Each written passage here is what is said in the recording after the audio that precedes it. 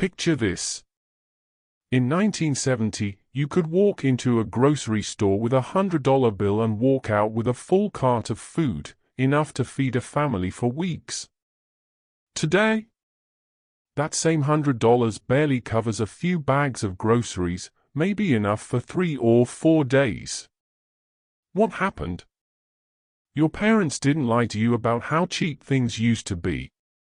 Something fundamental changed in how our money works. In the next 15 minutes, I'm going to show you exactly why your money is losing value, who benefits from this system, and what you can actually do about it.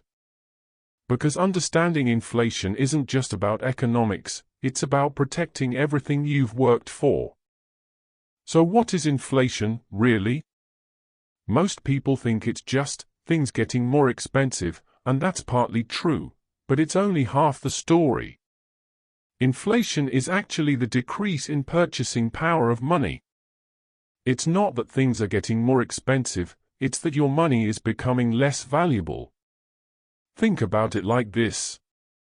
If someone diluted your coffee by adding more water, the coffee didn't change, but each cup is now weaker. That's essentially what happens to money. And here's the thing, this isn't some accident or natural phenomenon. It's a deliberate feature of our modern monetary system. Let me show you how it works. The first thing you need to understand is that modern money is created out of thin air, literally. When central banks want to increase the money supply, they don't print physical bills, they simply add numbers to a computer system. It's called quantitative easing, a fancy term for creating new money. Here's what happened during the COVID-19 pandemic. The Federal Reserve increased the U.S. money supply by over 40% in just 2 years. That's more new money created than in the previous decade combined. Now, remember that coffee analogy? When you increase the amount of money in the system without increasing the amount of goods and services, each dollar becomes worth less. Central banks, like the Federal Reserve in the US or the European Central Bank, have a stated inflation target. Usually around 2% per year. Wait, they want inflation? Yes, and they'll tell you it's to encourage spending and investment. If your money is slowly losing value, you're more likely to spend it or invest it rather than save it. At least, that's the theory. But here's what they don't advertise. That 2% per year compounds. Over 20 years, that's about 35% of your money's value, gone. Over 40 years? You've lost nearly 60% of your purchasing power. But it's not just money creation, actual supply and demand matters too. When there's a shortage of goods, like we saw with computer chips in 2021, or oil in the 1970s, prices go up even without changes to the money supply. And when demand surges, like it did when people started spending their pandemic savings in 2021, prices rise to meet that demand. The tricky part is, these forces interact. More money in the system means people can pay higher prices, which encourages businesses to raise prices, which makes people demand higher wages, which gives them more money to spend, and the cycle continues. This is why inflation, once it starts, is so hard to stop.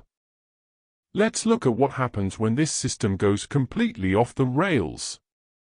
In the early 1920s, Germany experienced one of history's most infamous hyperinflations.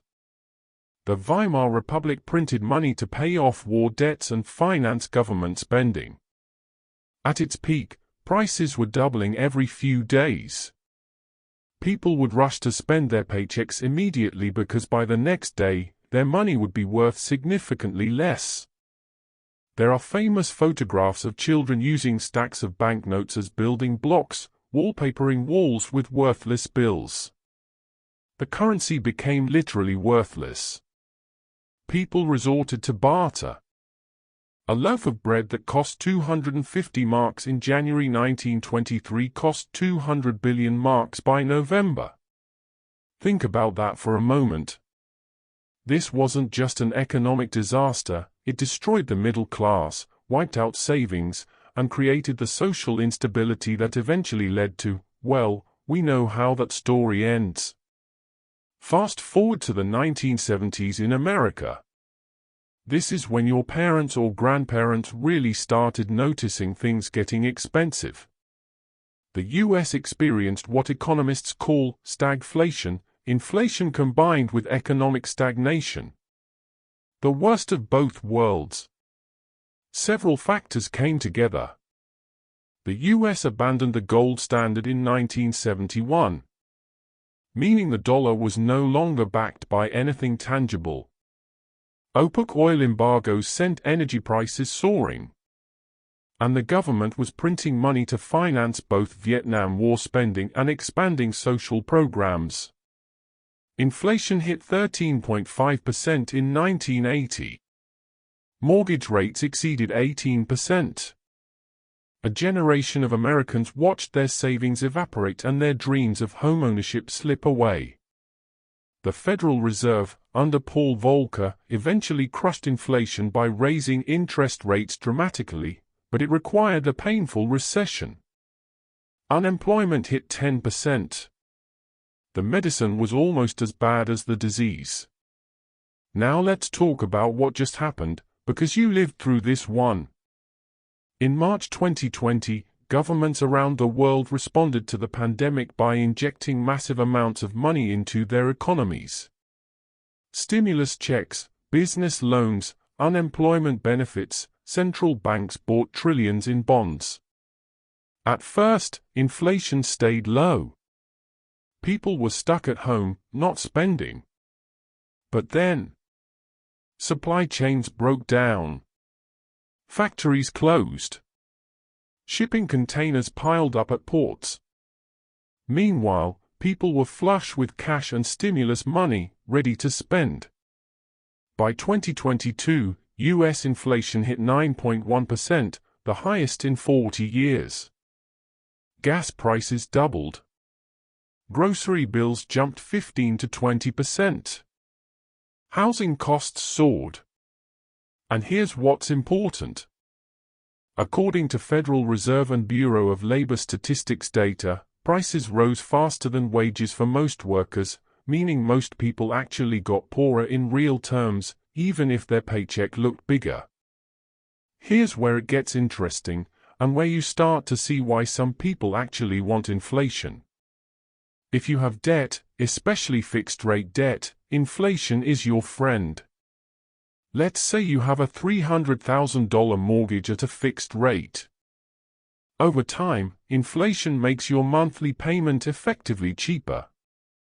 You're paying back the loan with money that's worth less than when you borrowed it. The government understands this very well. The US federal debt is over $35 trillion. Inflation slowly erodes the real value of that debt. It's a hidden form of default. But if you're a creditor, someone who lent money, or if you're a saver, inflation is your enemy. The money you get back or have saved is worth less than before.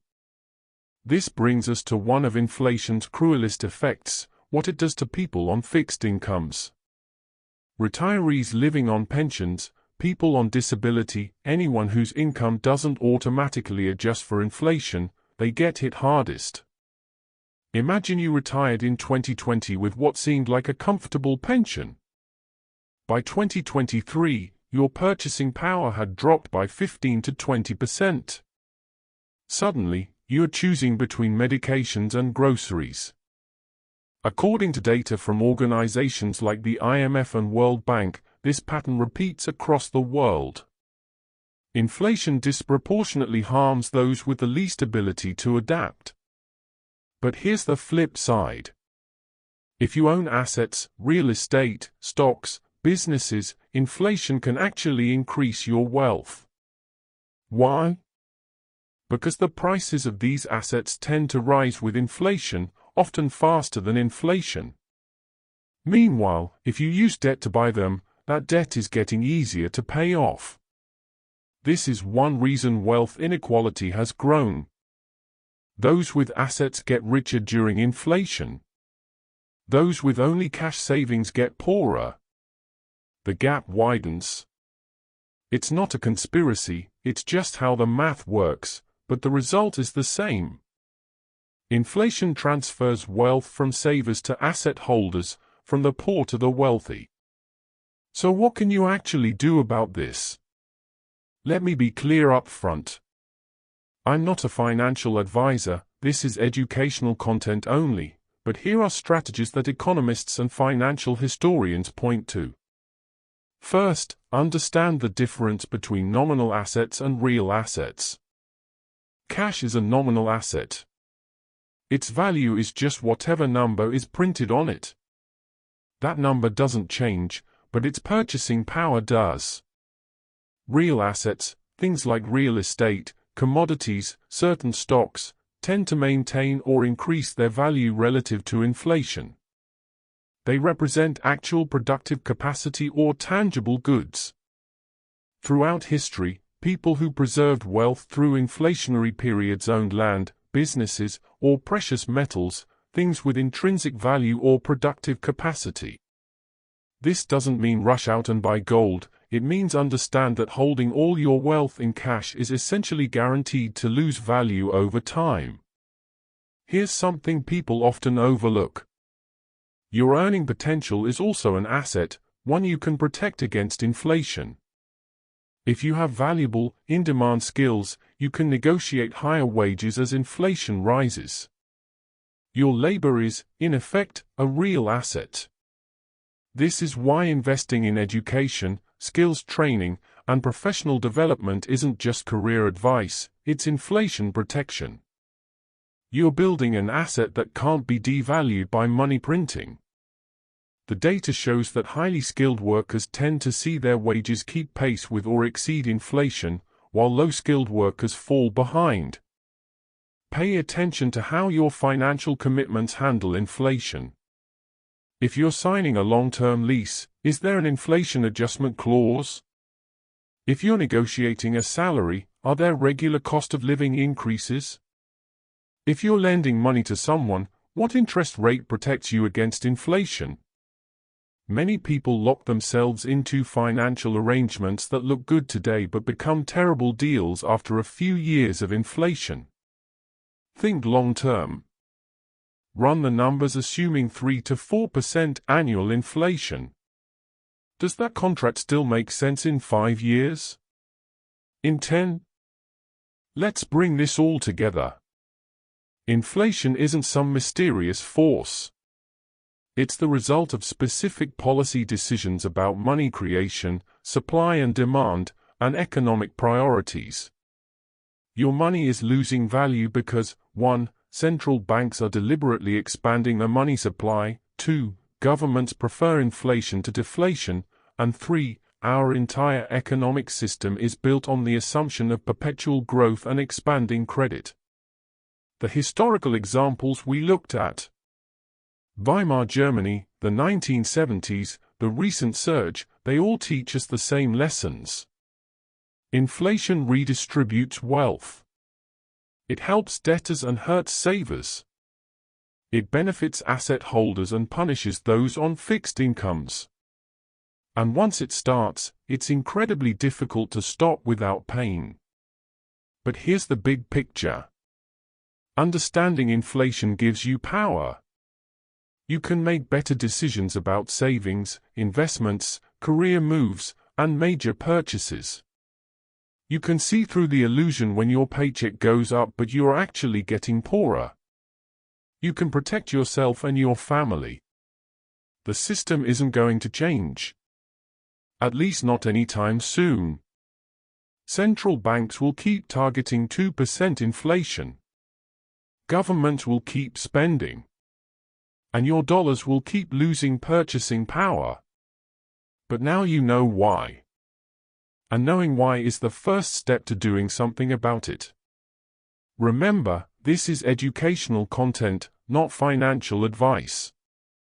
Do your own research. Consult professionals for your specific situation. But whatever you do, don't ignore inflation. Because it certainly isn't ignoring you,